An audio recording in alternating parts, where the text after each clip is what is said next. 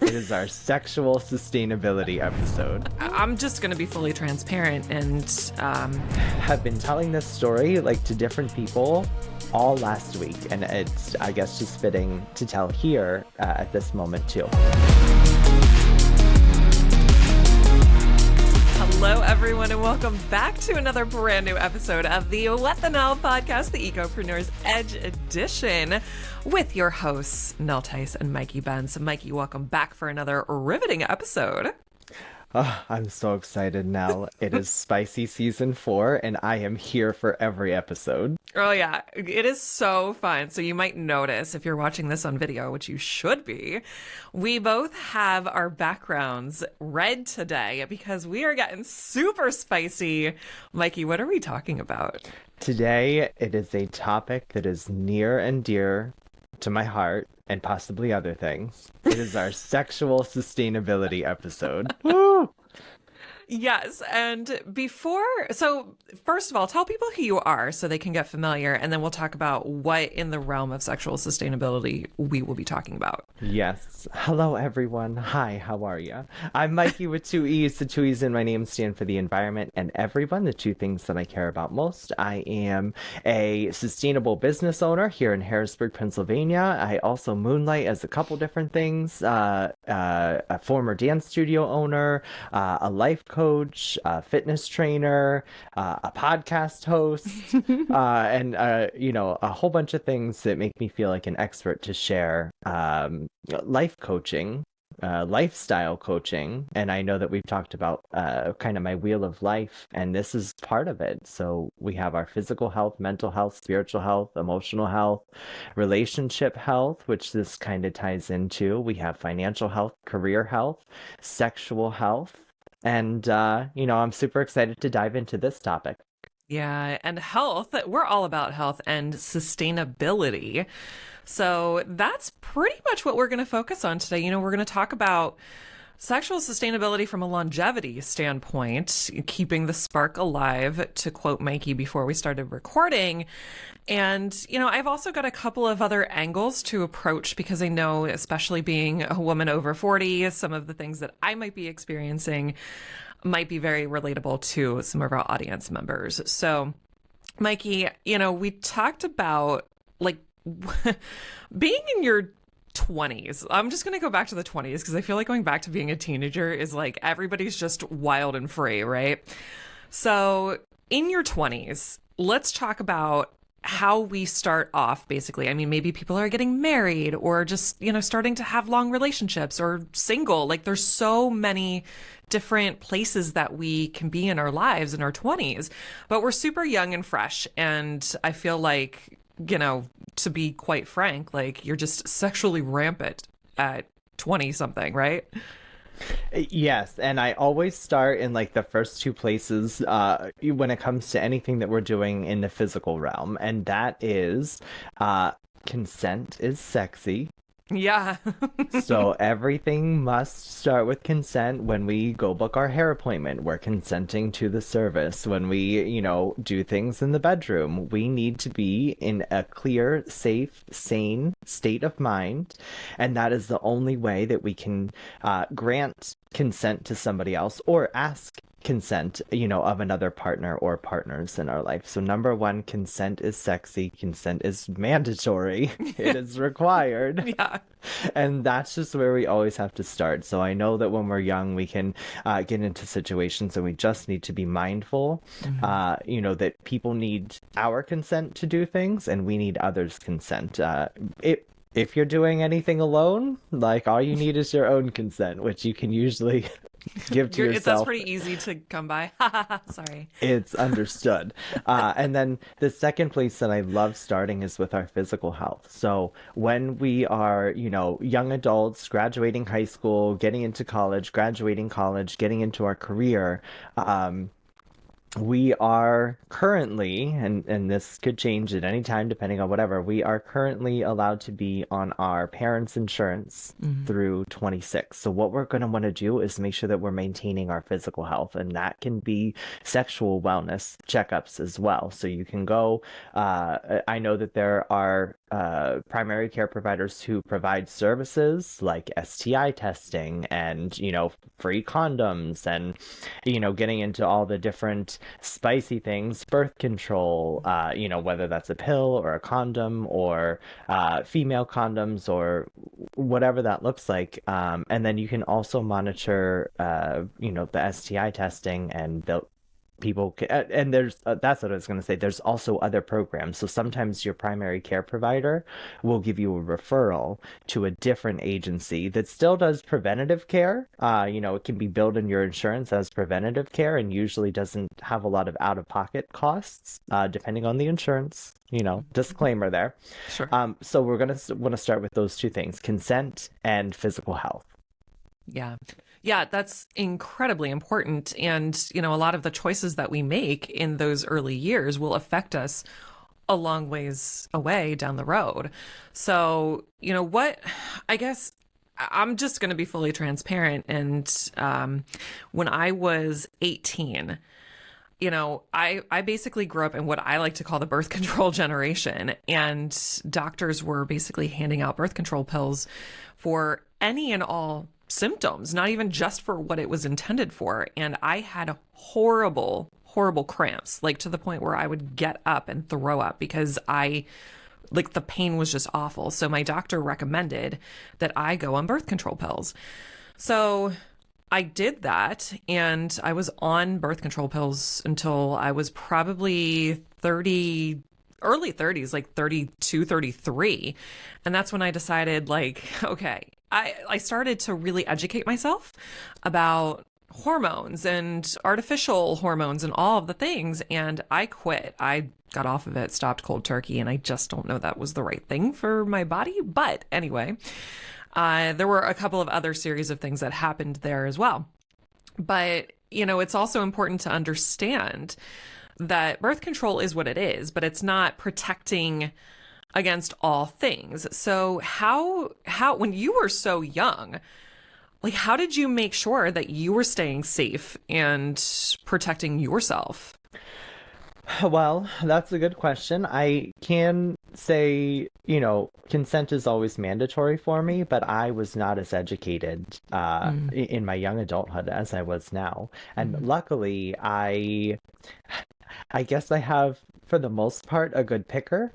Because I tried to utilize safe sex practices and I, tried to be as mindful about my health as I could. But there were times when I didn't have health insurance. And as somebody who was self-employed, that kind of became a different landscape all on its own. Now, I'm in a great place in life when it comes to physical health and sexual health.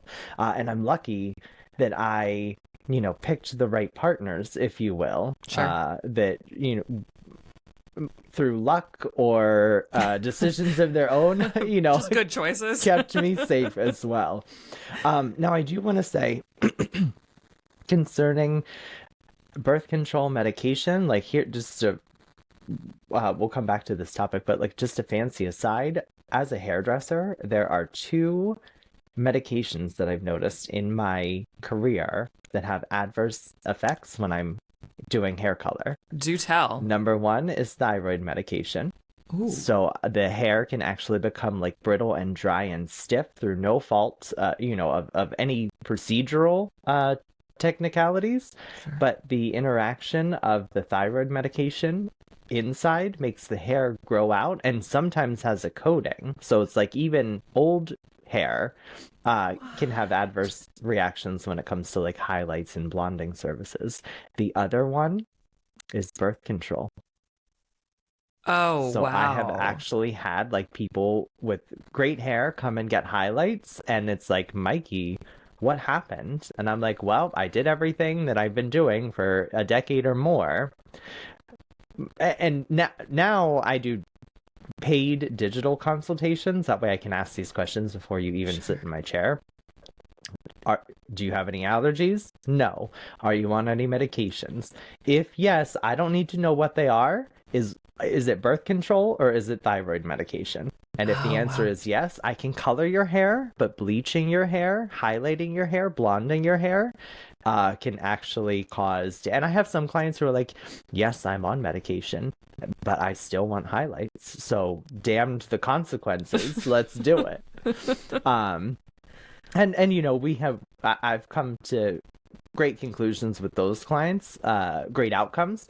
But it was just really mind-boggling for me when I was doing everything the same way and having these adverse interactions. And I had no idea that birth control, which was given out so freely Oh my and is gosh. still given out so freely, I don't even know if doctors are aware. They're like, here, take this, you Mm. blonde badass bitch. Your hair's gonna fall out. That's crazy that you mentioned that because I had a couple of incidents, and now bleach was very infrequently used on my hair. Like I had a lot of toning. I'm very blonde to begin with. I have gotten darker as I've gotten older, but I had an incident one time where it was for a wedding, and my typical hairdresser wasn't available or something happened with the appointment. And I was like, no, I have to get this touched up. And I went to, dare I say, hair cuttery, I think it was. And like, girl bleached me. And I was horrified because I noticed my hair breaking. And I think that was what started the downfall of my hair. And it took me a long time to come back from that. Like I had to dye my hair dark, and it was short, and it was just not good. And I eventually rebounded. Now I'm at an age where my hair is just naturally changing, and it is what it is. But I mean, yeah, that was, and I never would have thought that birth control could have like caused that. I didn't think it either. So there's your, Mikey drop moment That for the is, that's episode. insane. Wow. Okay, But then so getting back to our topic, right. um, uh, there are. Nope, I lost our topic. What was our topic now? So, talking about sexual health and coming up in through our 20s and everything. And I know we said we wanted to touch on, keeping the spark alive and things, because the 20s, like, there's no keeping the spark alive. The spark is just always there. And I noticed as I started getting into my 30s and coming off of birth control and going on another type, because that's what my doctor told me I had to do before she would snip the tubes. I noticed a sharp decline in, like, I guess libido is what you would call it. But yeah, I noticed a sharp decline, probably because my hormones were messed up. At any point in your life, have you noticed a decline or any shifts? Like, I know men obviously have hormones too, but very different from women. So what have you experienced, or even someone experienced personally with anything like that? Yeah, so this is crazy. And I do remember we were talking about like also how I protected myself, Yeah. because I am lucky. I, currently do not have any STIs. I am on preventative medication to be fully vulnerable, if you will, to prevent myself from HIV transmission. Now, Sure. I felt like with my careers, as a pole dance artist, where anything can happen. Mhm. And as a hairdresser, where I do service, many amazing members of the LGBTQ population, I just kind of got it in my head that, like, not only do I want to be safe, in the bedroom, but Mhm. also if I nick somebody's ear and I Oh, have a pole sure. dance blister from training yesterday, I could easily contract something that I didn't necessarily sign up to contract. Now, when it comes to HIV, I just want to be aware, mindful to share that the stigma shouldn't really exist anymore because most people, can detect that in regular preventative care, like blood draws can detect it, sexual health panels can detect it, and if you, uh, have HIV, the medication is so amazing and so advanced that there's not even uh, uh, particles that can be transmitted anymore. So Wow. somebody with HIV who's on HIV medication cannot transmit that to somebody via bodily fluids or sexual intercourse or sharing needles. That's incredible. But I have a double layer of protection because I'm on a preventative medication that can only be prescribed to people who don't have it. Got it. That even if somebody has it and aren't aware of it and aren't medicated for it, it still has a 99.9% efficacy rating to prevent me from ever contracting it, even if I get it in my system. Now, that was a little bit of an aside. Going back to my journey, my husband and I, we spent a lot of times building our life. We were working on our physical health, our mental health, our spiritual health, our emotional health. We were building a considerable net worth for two guys who are who are 38. And a lot of that, while I don't necessarily feel like our maybe libido decreased, we were just busy. So we didn't have yeah, time. I get that 100%. So there's like key factors in terms of being young and having that amazing young adult consensual sex drive. But then life happens. Yeah. And I don't think that it's a bad thing, but like monogamy was a great way, to stay safe and sane. Yeah. Through that, life growth. But then, we got to a point, to share our story where it was like, oh, we have done the things that we set out to do. We have built the net worth. We have diversified our portfolio. We have got ourselves into pretty great careers. Now what? And so that's where we started, taking our sexual health. We're both on preventative HIV medication. So we started with physical, and then we could add, fun products and tools back into the bedroom. Yeah, I thank you for sharing that. I love that honesty because you're right.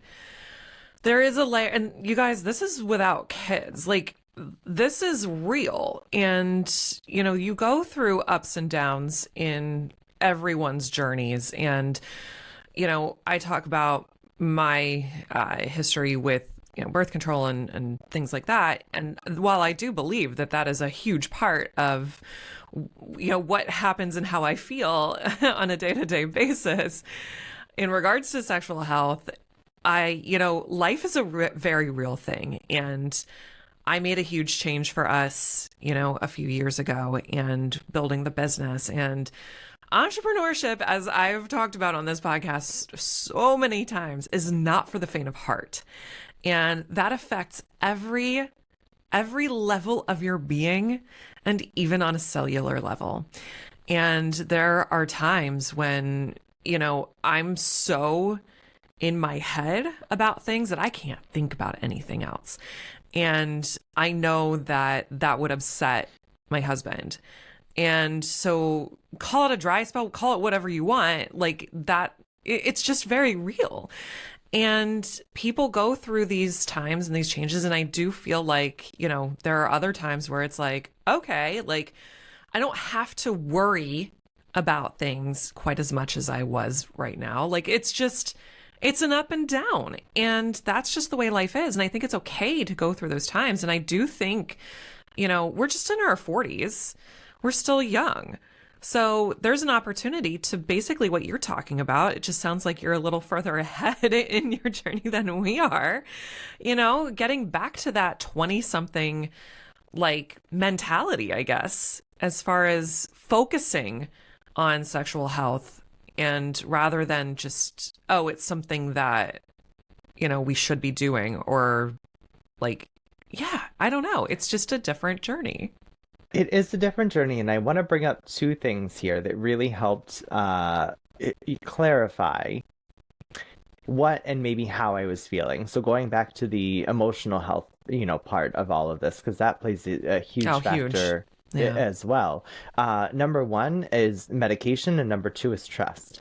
So I have been telling this story like to different people all last week, and it's, I guess, just fitting to tell here at this moment too. When I was a young adult, I was healthy. When I was a kid, I was healthy. I'm super healthy right now. So I never took any long-term medication. Like, a handful of aspirin here if I was doing too much pole dance training for competition, or, I don't get headaches or migraines. So, like, really, I was a daily multivitamin starting in my 30s was the only thing that I ever really took. When I went on the anti HIV medication, PrEP, I noticed at first it was a shot that was administered every other month in my booty. So first I noticed my my butt cheek was sore. And I was like, whoa, that's not fun, but like the No. protection is worth it. Yeah. Then I noticed I was stretching in to teach dance the one day, and I was just sitting on my yoga mat, probably in the pigeon pose, Hmm. and I was just like, wow, my life is horrible. I might want to go walk off the bridge.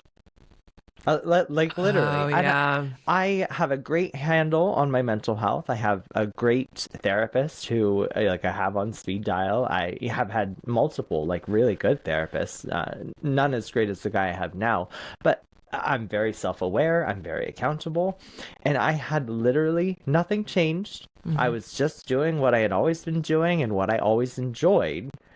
And for some reason, that thought entered my brain. Yeah. Luckily, I was self-aware enough that I like do research medication that I'm on, and I was like aware that depression can be a symptom of this medication. And I was like, wow, I'm having a depressive episode.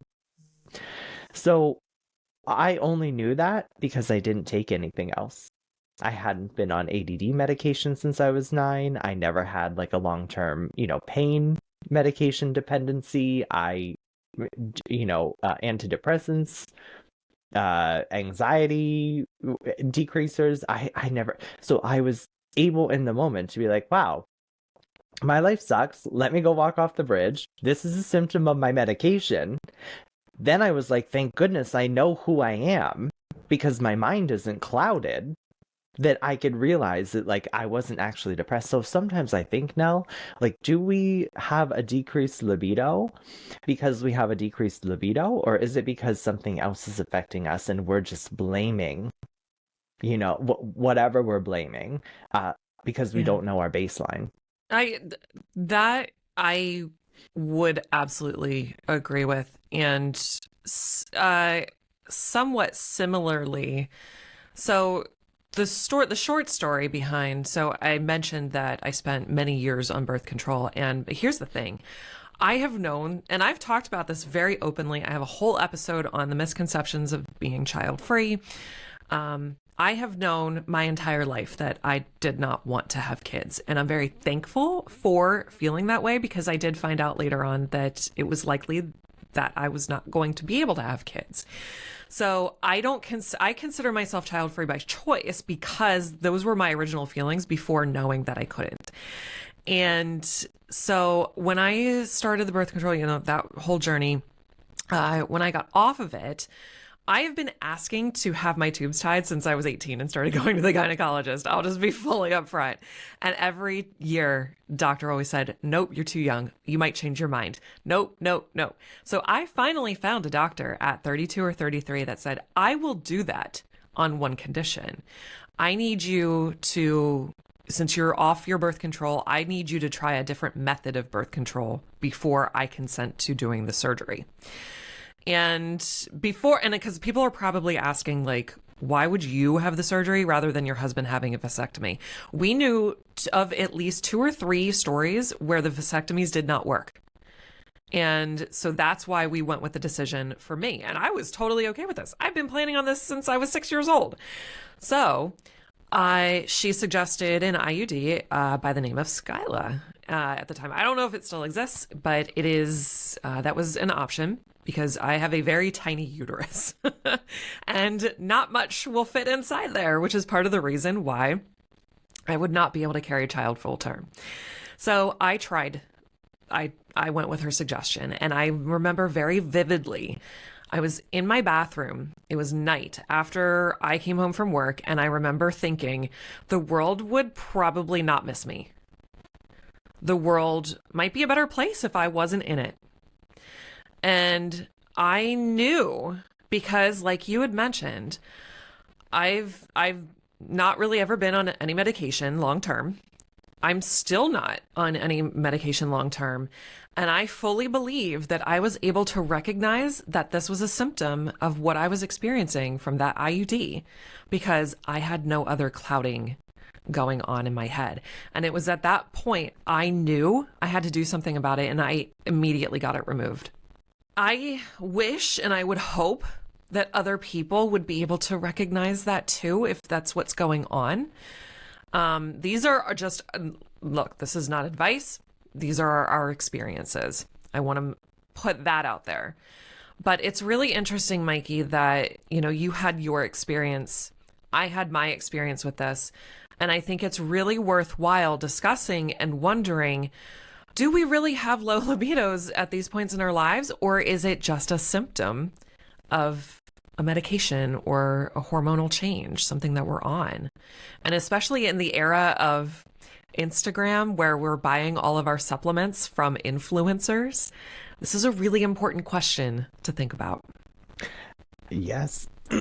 I love that. And out of all the times that I've told this story, you're the first person who was like, oh, I have a similar experience. Really? Yep. And I've told this story, like I've been on PrEP for probably 3 years now. And, I've told this story. I told this story to my doctor. Wow. And they were like, huh, I never would have thought of that, Mikee. That's a great point. I'll keep that in my mind for the future. And I was like, well, if my doctor doesn't know, how does the common person? Well, sure. No. Oh my gosh.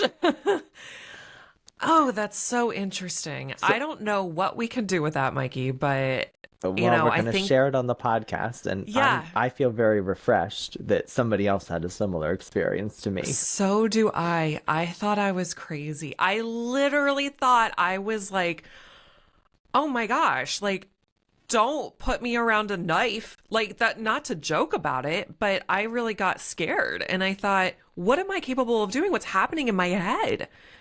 It was almost like an out of body experience, because that's not how I operate. That's not who I am. It's not. But I'm just so thankful that I didn't have something else clouding my thought process. And I thought immediately, I got to get off of this. This isn't right.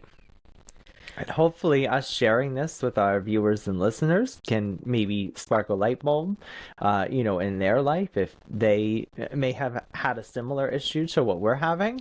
And then getting back to our topic, the other thing is trust, because my husband and I have built a literal life together, bought a house, got into careers, have retirement, assets, diversified portfolio, social circles, social media circles. And so while we were doing that, not only were we building our life, but we were reinforcing all the habits that make each other trust each other. And so in moments where I'm like, oh, I'm definitely feeling a little bit, I call it depressy. I'm like, oh, I'm a little bit depressy today. Yeah. It's like, okay, that's a valid reaction. We both know why I'm feeling that way, because I'm, open with my husband about this journey as well. Mm-hmm. And then we can either decide together that, like, oh, okay, today's not a good day to go to the bedroom. Or we're going to go to the bedroom and we're going to do something that makes us feel the opposite of whatever negative feelings that I or he may be feeling.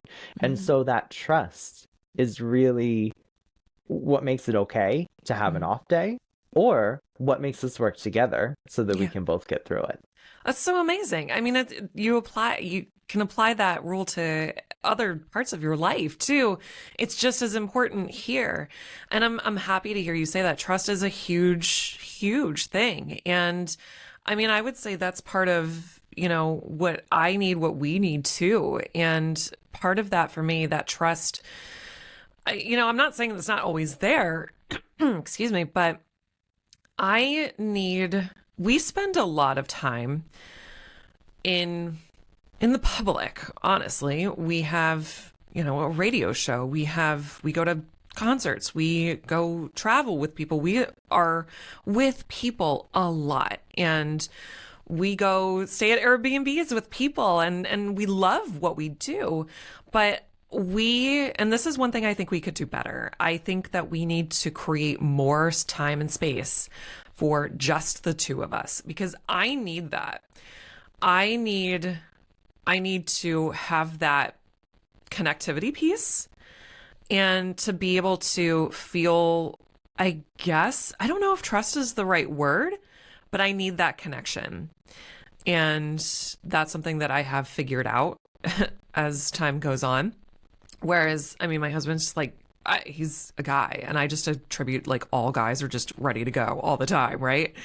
So I'm just not like that. I'm not that way, especially anymore. And I need that connectivity piece, to decide, is today a good day or is it not a good day? And a lot of that still sometimes depends on me. Like, what happened today? Was I sitting in the corner crying, thinking I should get a job at McDonald's? I'm very heavily, even though most of people that know me would be like, oh no, she has no soul. Because I'm not an emotional person, but I guess I am. Interior. I'm an emotional person, and I need that emotional connectivity piece. I believe there's a word for that now. Am I avoiding it? What is it? No. Like myself, I believe you are a demisexual. What does that mean? Demisexual is being, it is a person who's attracted to the connection, like the sexuality comes from. So like it's kind of falls anywhere on the Kinsey scale, because you can be attracted to or sexual with anyone that you connect with. It doesn't have to be a male, it doesn't have to be a female, it doesn't have to be, interesting. It's that connection that sparks the arousal, not a physical attribute. Interesting. Okay. I mean, I understand that. I definitely would consider, yes, no, I would say that, yes, that is true. I would definitely consider, I've always been I've always been attracted to males. It's always been very intense for me. I guess, I think maybe I'm just more emotional maybe than I thought I was. It would lead me to believe that you didn't have many, correct me if I'm wrong. No. Or if you did have many, most of them probably were not great one-night stands. No, I don't. Oh gosh, I don't think. I'm trying to remember, and I feel like it's been so long. So my husband and I have been together. We just talked about this. We've known each other for basically 22 years now. And I mean, it's been that long. I had boyfriends that, it's not been a lot. I haven't had a lot of relationships in my life. And, I was pretty young when I got married. But pretty much all of those connections have been very intense. At least, I don't know. I put all of my eggs in the basket. And wow, this is like a therapy session, Mikey. How very demisexual of you. I had no idea that was even like a term. I mean, it's one thing to call yourself straight, gay, bisexual, like those to me are like the three, at least back in those days, components of sexuality. We've progressed, of course, but I just would have always called myself straight, but never attaching like a subcategory to it, I guess. Is that even the right thing to say? Wow. I'm Mikey with two E's, and you can just call me the euphoric expert. What's that? What? The two E's stand for euphoric expert. Okay, we're going with that now, for sure. It's my spicy E's. No, this is something that interests me, and here it's really funny because Nell, obviously you're a female, I'm a male. and we have similar experiences. Now, granted, I'm a Libra, so I'm half of everything. So like I'm Mm. every woman and I'm every man. Oh, Um, so like yeah. I can usually be a good mediator and bridge that gap, but like there are definitely similarities to our stories, but Yeah. there are definitely differences. And it's just, I don't know, this conversation's been really refreshing, Yeah. because I can kind of be empathetic when it comes to, the woman's journey or the Sure. woman's plight. But I can also share my expertise. I can be just, like uh, dirty, horny man, and be okay with it. And I value and I validate both of those journeys and experiences and all the other journeys. And I have made it, like, I don't want to say I made it my life's mission, but I'm very aware of things where they were when I started, where they are now, and like what I hope to see the sexual future look like. Yeah, I love that, Mike, and I love that you brought your sign into it. And I feel like this actually really resonates, and maybe with most people if they, follow astrology or anything like that. As a Sagittarius, it makes sense to me also that my relationships would be intense because it's a fire sign. So, yeah, I mean, it really, I guess what I'm trying to say is that we're all connected somehow, some way, and everything comes full circle. And all of these things relate. And I love that you have the ability to resonate with both, with all the sides. And I can't necessarily. I resonate with the female side, and that's who I am. And it's just everything I do is intense. How I feel is intense. How I think is intense. It's just, oh, it's so interesting how that plays into it too. This is like one of my favorite episodes. I am so, like, I could keep going, and I know we want to wrap this up. So, I do have two questions left for you. The first question is, what keeps the spark alive for you? Who went right there? Yeah. So I am very lucky that spicy season 4. I'm We love very lucky spice. that my husband and I enjoy similar kinks. Mhm. And so we have found things, that are things that we can do just in person, i.e. role play or I don't know, Kama Sutra would be like, there are just things that you can do with your physical self and with your Fun. body. But Hmm. then there are also other things that you can introduce into your, sexual life. Things that come to mind are, fun and vegan lubricants Mm. or uh, silk or hemp ropes.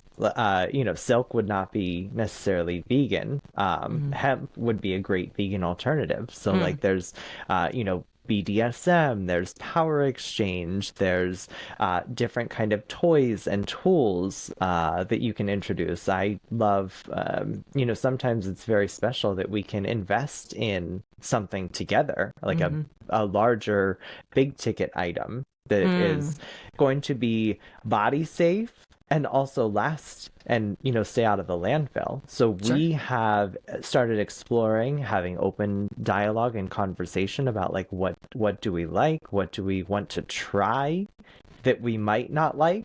I say try everything twice, because if you don't like it the first time, you just got to get a second opinion, because you might like it the second time, and that could be like the spark of the next 2 decades of Mm. enjoyment for anyone. And then, like, I think that, man, really spicy. So there's a term now, or like a title now, called ethical non-monogamy, Okay. and Okay. there are very safe, trusted ways to introduce partners into the relationship. Mm-hmm. And also there's very safe, sane, consensual ways to introduce partners outside of the relationship. Mm-hmm. And so, like, I'm just honestly, my husband and I have built a beautiful life together, and now we can share it with people, Oh, who I love aren't that. necessarily just the two of us. Mm-hmm. I love that. And Mikey, that's really vulnerable. So thank you for sharing that. But I hope that, people that are listening and maybe have thought about that or don't know where to approach it or how, I hope that makes them feel better about, approaching that subject and bringing it up if they want to do that, if that works for them. So what I'm really hearing here is open-mindedness. Try anything twice, like introduce things, other people, things like that. Like that is very, very open-minded. And I love that for you. I think that's really, really cool. I think that, variety is the spice of life. Is that the term? Yes. And let me just interject here before I forget that, like, not only do I focus on keeping the spark alive for my relationship or relationships, whatever that may be, I focus on keeping the spark alive for myself. I love So that. I can do things just me, myself, and I Sure. that will then translate into me being a better partner later. So like I never forget that, like, when I wake up, I can't pour from an empty cup. So I have to be mindful about taking care of myself, whatever that looks like, that way I can bring 100% of Mikey, the euphoric expert, back into my relationship. I love that. I do. It's interesting. I feel like if I asked myself the same question, like what keeps the spark alive? I mean, we already talked about how I need emotional connectivity.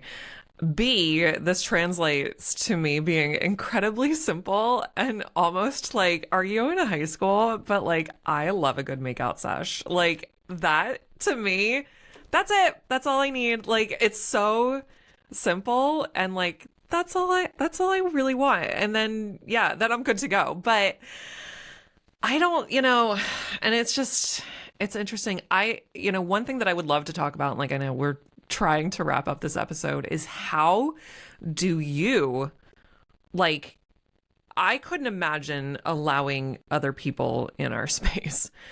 I don't know that I could do that. I'm not saying that I'm not capable, but that's not something that I truthfully want. For either of us. So the emotional or like the mindset behind that, I would love to dive more into that. Maybe we can do that in another episode. But because that I'm really intrigued about. What is one thing that you feel like you could be doing better? Let's see. Well, I don't know, Nell. I'm perfect. So You are the euphoric expert. So no, my husband and I were just having a conversation yesterday. Started by open enrollment for his company's health insurance. So sexy. And I was like, look, I'm good. I, closed my second business. I have time to focus on my first business. We were going through my accounting P&L variance numbers, and I'm up in sales from not having split attention. Yeah. So like I'm doing well professionally. Personally, I'm okay. So like personally, I'm doing a little bulk right now, so I'm not as lean as I was in my summer because I'm trying to put on weight. So like I feel fat and gross and ugly. Oh. Which I know that I'm not, and I know that I have to go through this to get to the goal that I want next year. But we were talking about like what do we want our 2026 to look like? Because I'm good, and my husband was like, "Well, I'm good too. I just, his thing when it came to like financial goals is like I don't want to put any more into retirement or put any more into like health insurance or HSA or anything because we're comfortable with what we're doing, and we don't want to lose any take-home pay. We don't want to, lose fund money." Sure. Discretionary expenditures, Of course, if you will. yeah. And so, like, if we're good financially, physically, mentally, spiritually, sexually, I'm like, I know that we can do better. And goal setting for me, when I do my yearly goal setting workshop, is going to be really interesting because I think that it's going to be one of the first times that I have more goals interacting with other people. in or out of the bedroom, maybe, Right, right. than I ever did like working on myself. Like, this is a number I Yeah. want in my bank account. This is how many clients I want to do. This is, I want to open a second business. Like, this is going Mhm. to be really a year of me going out and like finding a bigger community, because I already have a great community. Yeah, I love that. That's really open and honest too. I love that. And yeah, I mean, I'm always of the mindset thinking that we can always do better. And I think this ties into sexual health. You know, I mentioned earlier, no, I think we could do a better job as husband and wife to make more time for each other alone. Even though, I'm sure that most people think our lives are pretty much perfect. And, we don't have kids and we can travel whenever we want and we can go to all these concerts. We can do all of these things and that's just perfect. And that's how just yesterday, somebody said, I live vicariously through you. And while that's the biggest compliment, I want to be honest and say, it's not perfect. It's not all sunshine and rainbows and roses all the time.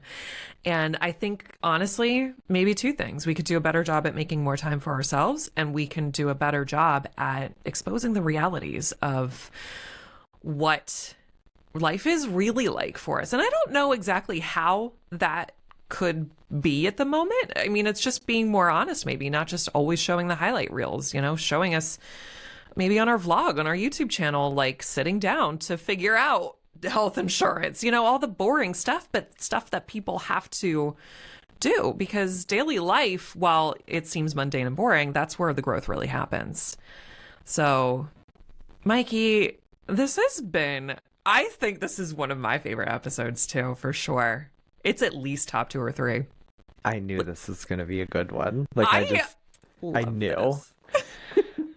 I'm so excited we tackled this topic. I'm glad that we did it in the EcoPreneur's Edge way. I feel like there was a lot of great information shared, and like, if you want to know maybe even our spicier takes, like, we would definitely love to see some questions in the review section. Yeah, I mean, let's open the conversation. That's really what this episode and this entire podcast, that's what it's about, is opening up the conversations and getting different perspectives on life and business and ecopreneurism and all of the things, because we're all so different, but we all have so much that we can share and help with. And that's why I love doing this, Mikey, especially with you, because, it's just, this is a journey we're all on. We're all just figuring it out together. And I love that. And I wouldn't rather do it with anybody else. Same. And I hope we have many, many, many, many more decades of spicy content, personally and professionally. Yes, absolutely. So thank you all for listening. If you have made it this far, of course, and if you're watching on YouTube, we appreciate you all. If you are on YouTube, please subscribe to the channel, like this video, share it with a friend. And if you are listening on your audio platform, then make sure you leave us a review. We would love to hear from you. And that's how we grow here at the What the Nell podcast. So thank you all so much for being here. And as always, we will catch you on the next one.